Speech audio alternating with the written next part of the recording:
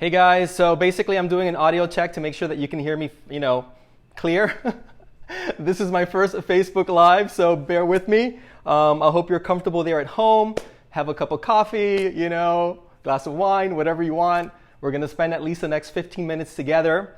I'm gonna try to answer some of your questions as possible. If possible, I'm not exactly sure because I do have access to the account here on my iPad, but the phone is actually right across the room. So I don't know, obviously I can't read it from that far away, but if everything is good, if you can hear me, someone can actually make a comment and say, yay, it works, and we can actually get started. So I hope everyone is doing well. I hope that you're safe at home. I know this has been really, a trying time for us all in so many different ways. And this is my way of giving back to you guys by working on this DIY design project. So it's exactly 7 o'clock. I'm going to wait just a few minutes for some other people to log on, and then we can go ahead and hopefully continue. So the home show did do a preview of some of the materials that this project does require. And if you had the opportunity to assemble them, to get them, by all means, we can do this together. Or it's going to be saved on the home design and remodeling page profile account so that you can go ahead and at that point, obviously do it at your leisure. So I know the stores are closed. All the design stores are closed, so it's really hard to go shopping. We're all suffering from that regard. I love going shopping for inspiration, but some of the home improvement stores are open. And of course, if you do go, by all means, maintain that 6 feet social distancing that is required. So I love coming up with DIY projects just as much as I love decorating a room, only because you can save so much money in the process. So, I can't build furniture necessarily, but I can really build like decorative accessories. And if you have my design book, in every chapter, I do include a DIY design project. And that's my way of, just getting creative and doing things that we can all do together that are simple. Because when I started decorating in the business, I really wanted to make decorating accessible to everybody. So if I can do it, then I want you guys to do it as well. And that's really my mission and my philosophy behind everything that I do and on my TV platforms, and obviously with my decorating book as well called One Day Room Makeovers. What I do find funny is that sometimes when I'm decorating rooms for clients, they see me pick up the drill or pick up a hammer and they're like, oh my gosh, you do that. And I'm like, yes, I do. I don't just tell people what to do or put the furniture there in place. I'm very hands-on when I work on my designs, and I learned that from my dad as a kid. He was a contractor, so on the weekends I would go with him and basically paint and lay down flooring and drywall. So that's really where I learned all the do-it-yourself skills that I implement in all of my designs today. Because if I can do the work myself again and not have to hire somebody else, then by all means it's going to save the client money as well. So I think we're good. Now, one thing you need to know as well is that we're doing this live on Facebook now at 7 p.m. and I'm also going to do the same thing all over again live on Instagram. So if by any chance you log on and you're running late, don't worry. Not only is it going to be on the timeline here on the home design page, but it's also going to be live again at 7:30 over on the Instagram account, okay? So let's go ahead and begin. Now, I went to my home improvement store and I bought 2x6 lumber. Now, this is the lumber right here. It comes in different lengths. It comes in 6 feet, 8 feet, 10 feet, I think even 12. I actually bought a really small piece, which is only 4 feet, okay? Now, at the home improvement store, they can actually cut down the wood for you as well. You don't have to have a table saw or any sort of circular saw by any means, because they can do that for you for free. So that's what I did there as well. As long as it's a straight cut, they can do that for you, guarantee. So the back of my candle holder, but let me backtrack a second. If you haven't seen the candle holder, this is what it looks like right here, if you can see. So it's very simple to do. On it, I have a flameless candle right here. Of course, it's safer if you have pets, if you have small kids around the house. This is actually a flameless candle that works great outdoors. But if you want to put a real candle, by all means, you can do that as well. So the back of my candle holder is 15 inches wide.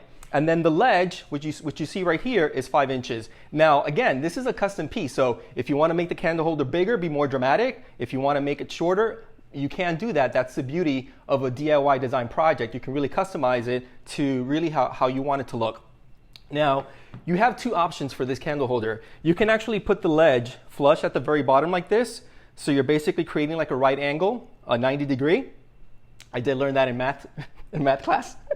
Or since I wanted to just give it a little bit more of an architectural design or interest, I raised it up like 2 inches which is what you see right there. So it's not really a true L, it's an L with a little bit of a 2-inch spacing at the very bottom. So now how do we attach these two pieces together? I'm gonna go ahead and show you that.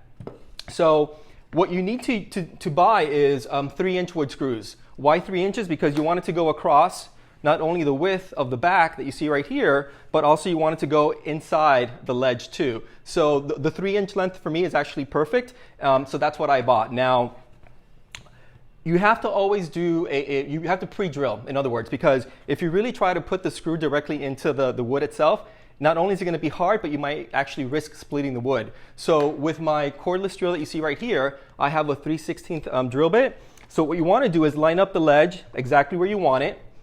I'm going to try to move some stuff around here for you guys, just like that.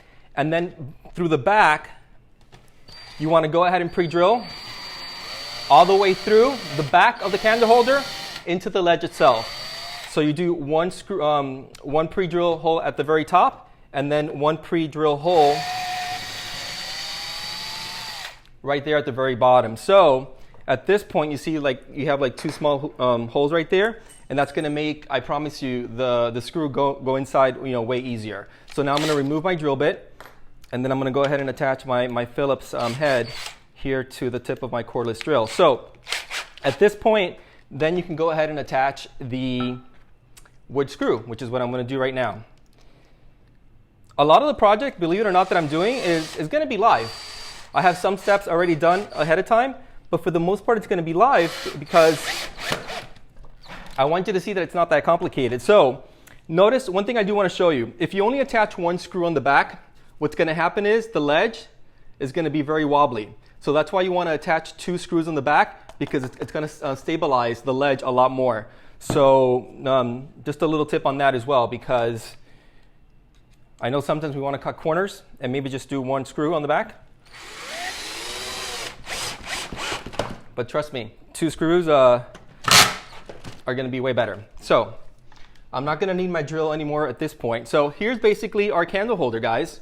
It's as simple as you can be, not complicated at all. Now this is pretty much rustic wood. So if you notice, I know we can't do a close-up here, but it has a lot of the splinters from the wood. It's very rustic. You can actually see some of the graining, the knots. I like it this way. Instead of buying like perfectly smooth wood that can cost a lot more money, again, this was only like $4 for a 4-foot length. But if you want to smooth it out, by all means get like your sanding block or your sanding paper and go ahead and just sand all these edges. Be careful, of course, because the splinters do hurt. If you get one of those little things in your hand, no fun.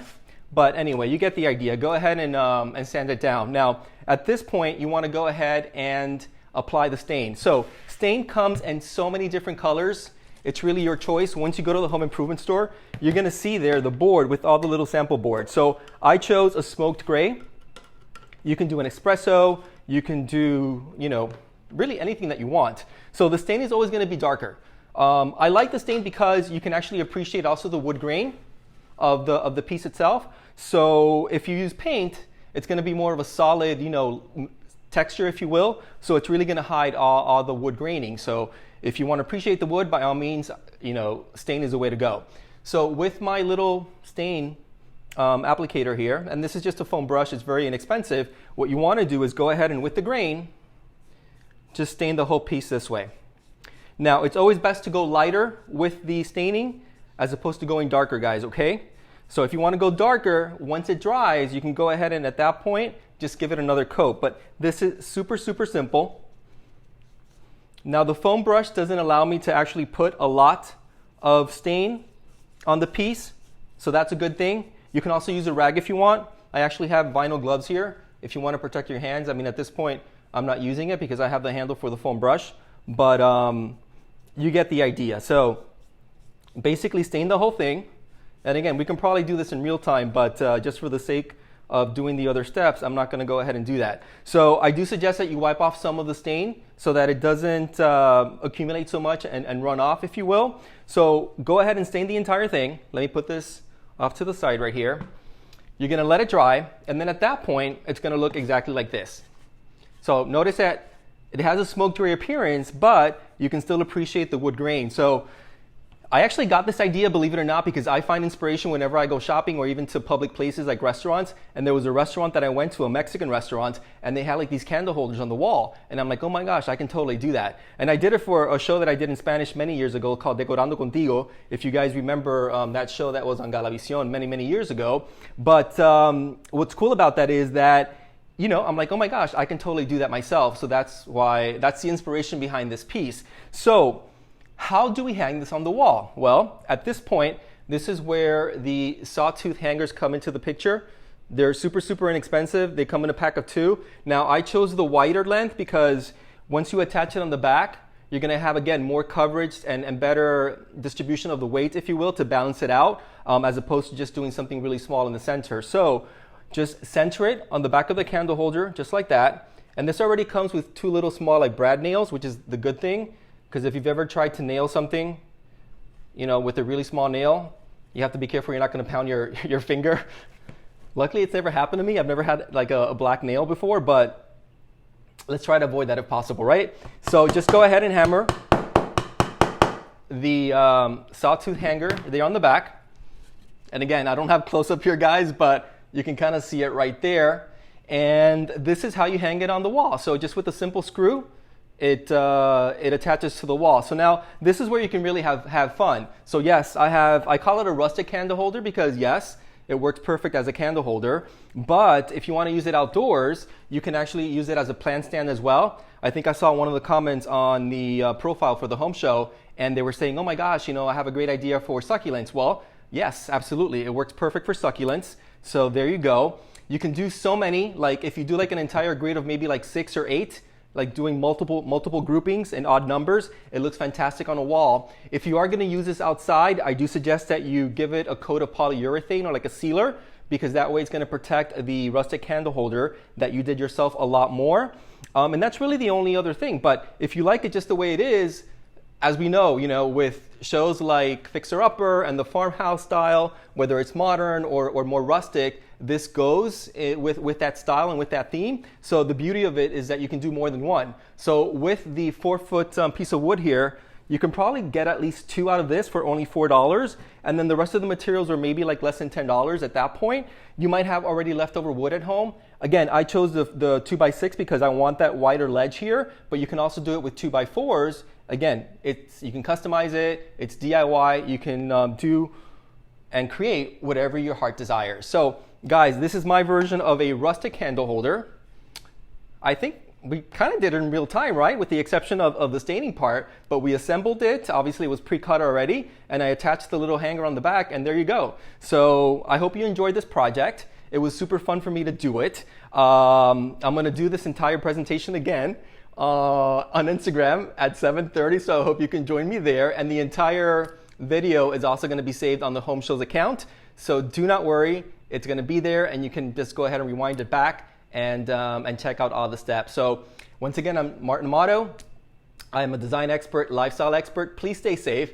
Please, you know, obey all the rules. You know, I know it's hard to not hug family and friends, but it's what we must all do to stay safe.